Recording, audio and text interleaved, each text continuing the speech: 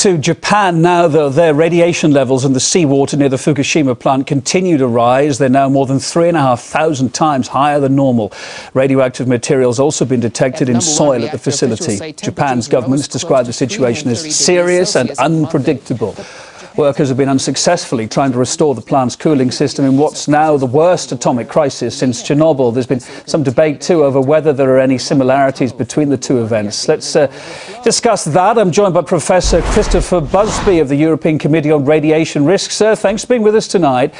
Initially, when this disaster started, we were told, according to most media reports, that it was all very unlike the terrible events we witnessed in Chernobyl. You're saying different. Why?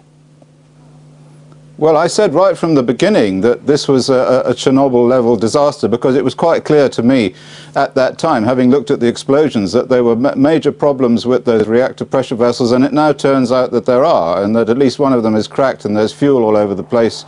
The similarities with Chernobyl are quite real, and in fact, in a way, this is a much worse accident than Chernobyl, and the reason is that there are a lot of people living nearby. The population of the 100-kilometer zone is about 3 million, and out to 200 kilometers there's another 7 million people, and the contamination out to those distances, according to the IAEA, is about 1 megabecquerel per square meter. Now that's an awful lot of radiation. That's 1 million disintegrations per second per square meter of land, which is about twice as high as the Chernobyl exclusion zone. So there are going to be an awful lot of deaths, an awful lot of cancers. Professor, can you just clarify for me, the reason that most of the officials said in the first place this wasn't like Chernobyl is because, unlike Chernobyl, there was containment over the reactors here in all of these. We think they're still intact, most of them anyway, and at those reactors. So that's why people were saying it's nowhere near as bad as Chernobyl. There was no huge, large-scale explosion. You're saying this is different. I just want to clarify it.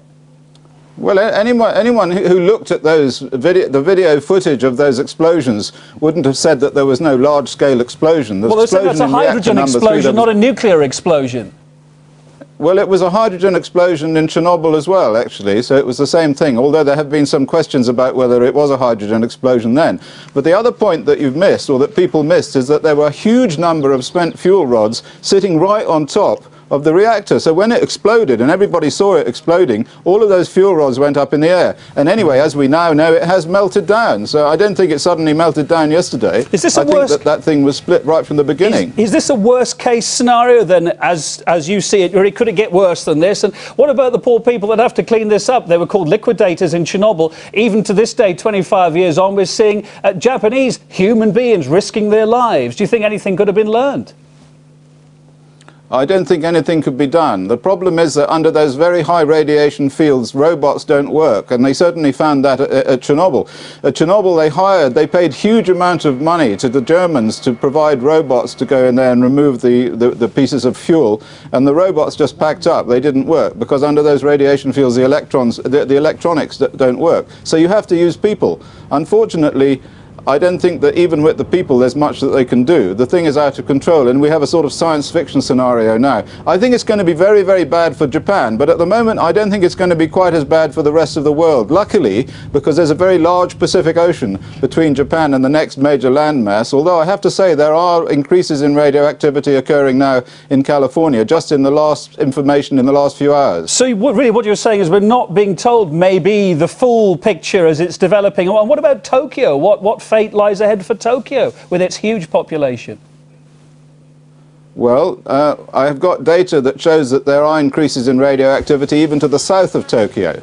So given the large population of Tokyo and the population in the next section close to the site, there have been exposures to radionuclides. The main problem, of course, is not the radionuclides that show up on the gamma radiation monitoring systems, but the alpha-emitting radionuclides like plutonium and uranium, because these are invisible. They're not being detected. And I have to say that we're not being told everything.